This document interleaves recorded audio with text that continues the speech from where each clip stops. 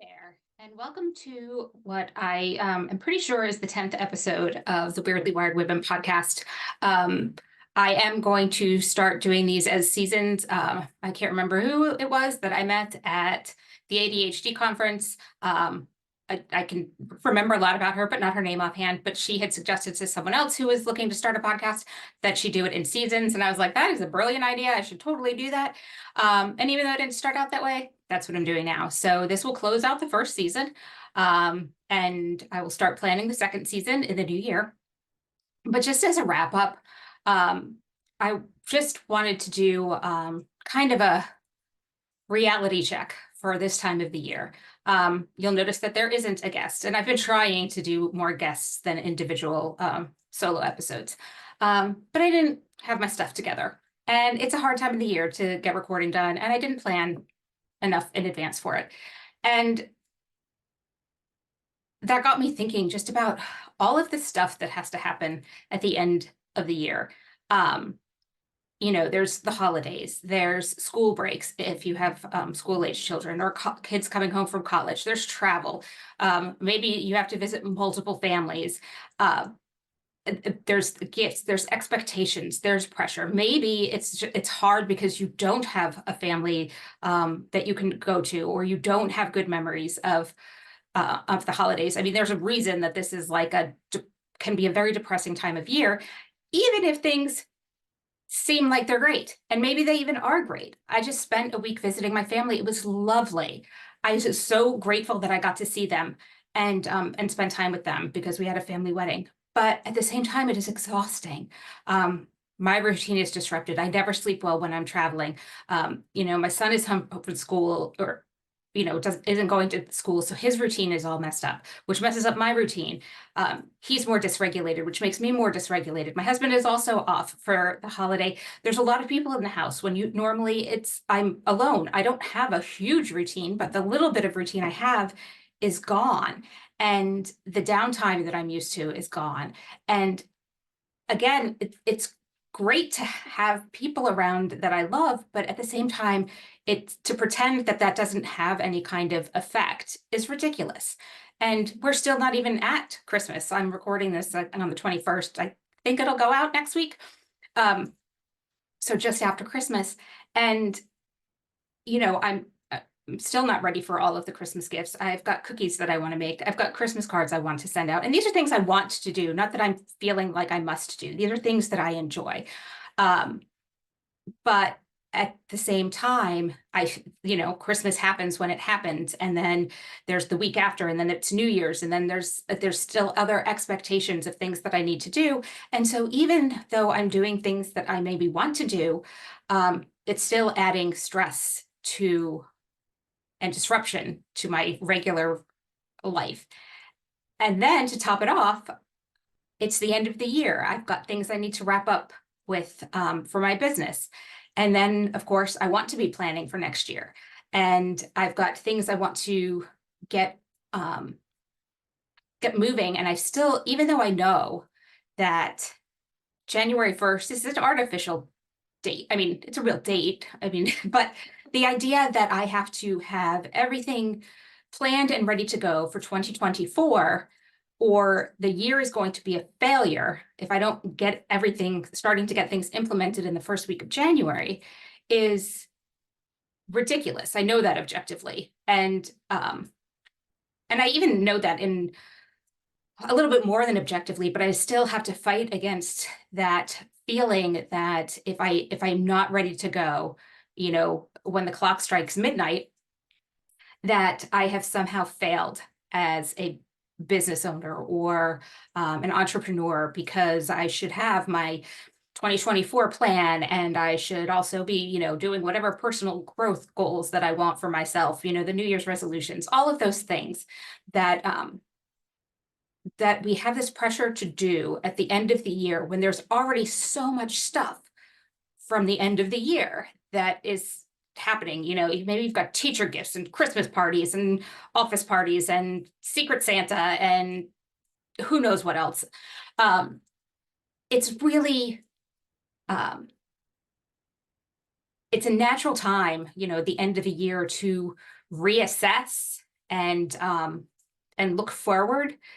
But again, we put so much pressure on ourselves, and then it makes the things that we want to do less fun because we've got this additional pressure. Like, I want to bake cookies on Saturday. I love baking cookies. It's one of my fondest memories as a little kid. I love doing it with my son, but I do feel like, oh, well, I mean, if I don't spend the time doing the things that I should be doing, my planning, my goal setting, then I don't have time to do it next week because I'll be traveling again.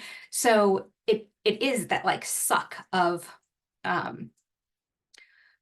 self-induced pressure or societally induced pressure to have it all, not only to wrap up the year in this big shiny package and beautiful bow, but then to also be ready to launch into the new year, all within this very short time. And so what I am going to do for myself is not set January 1st as my business year. Now, I mean, there's different reasons for like accounting and stuff to have your, quarters and your business years lined up, but that's separate. For my goals and for what I want to do and when I want to plan and how I want to launch things, I'm giving myself January to figure that out because I'm going to need a little bit of time after everybody goes back to school to decompress from the chaos of this month. Even if I had everything perfectly planned out, I know I couldn't start implementing at the beginning of January because I will be too tired. I will be recovering from the holidays.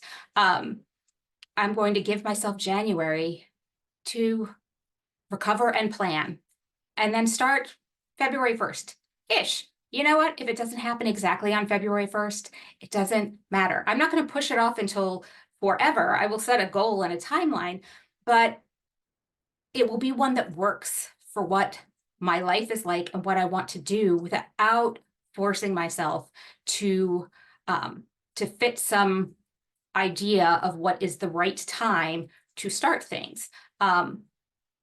Perhaps I will do a lot of planning and really start in the spring. The spring is a lovely time to start stuff. It's renewal. It's like, the end of winter is also a great time to reflect and think about what you want in the coming year. I mean, I don't know that that's why some businesses start their quarters, start their business year like at the beginning of April.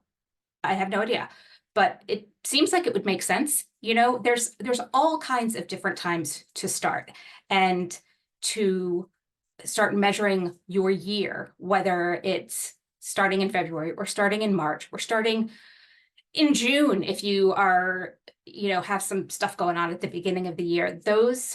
When you start or when you make that big change or set those goals or to do whatever it is that you want, the timing is what works for you. It doesn't have to work on anybody else's timeline. One of the questions I hate the most is like, have you set any New Year's resolutions? What are your goals for 2024? Because I'm getting asked those now. And again, it's that pressure of like, well, clearly, if you haven't thought of these things and aren't planning all of these big changes, you've missed the boat already. Like, it's not even 2024 and you've already failed it. And that is asinine. That amount of pressure is ridiculous and we don't need it. And so I guess that's my Christmas gift to myself, is grace for starting my in earnest planning and my goal setting and working on what I want to achieve in 2024. I'm going to start that in 2024. I'll start that in January, and I'll do it in January, and I'll start in February. I'm not going to map out all of 2024 in 2023. 2023 is for 2023 stuff, and there's enough stuff still going on in 2023 that I have to deal with. And so that is what I'm going to deal with for the next, I guess, 10 days from today, is I'm going to deal with the rest of 2023. 2024 can come when 2024 comes, and I will deal with 2024 in its time after I've recovered a little bit from 2023. So I just wanted to share that. I know so many of us feel so much pressure, and especially if we've got, um, I've got the luxury of pushing that off because I'm not working for someone else who's wanting me to show like KPIs or whatever kinds of metrics I've met this year. I don't have to figure that all out by the end of the year. And if you do, I hope you are able to give yourself grace somewhere else. You're able to let something else go and you aren't overly stressing at this time of year. Although, I mean, just even uttering those words, I don't know anyone who doesn't have so much extra stress right now. But if you take anything from this, just remember that there's nothing magical about January 1st. It if it, or 2nd, or whatever the first week of January is, if you don't knock it out of the park that week, you haven't failed the year. There's a whole entire 12 months for you to get done what you want to get done, to figure out what you want to get done on your timeline, because in the end, that's the only thing that really matters, is that um, you're doing things in a way that feels authentic to you and works for you. And it's okay if it's not on the same schedule as everybody else. So if you celebrate whatever holiday you celebrate, I hope you have a wonderful holiday. If you don't celebrate any holidays, enjoy the fact that everybody else is driving themselves nuts right now, and you can just sit back and relax in your pajamas and totally kind of take it easy for the next week because everybody else is going to be bonkers. Have a wonderful new year. I know it will be great because we'll figure it out. And if you're not hard charging into the year, that's okay too. You can mosey on in with me. And I will let you know when the season 2 episodes come out. And if you like or subscribe, you'll get it'll just arrive. Otherwise, I will talk to you then. Feel free to follow along on the Weirdly Wired Women Instagram. I'm on Threads, Facebook, all the places. And there's an email list as well if you want to go to weirdlywiredwomen.com. And I send out fairly regular weekly-ish emails, tapered off again at the end of the year. My meme game is pretty strong if you want to read them.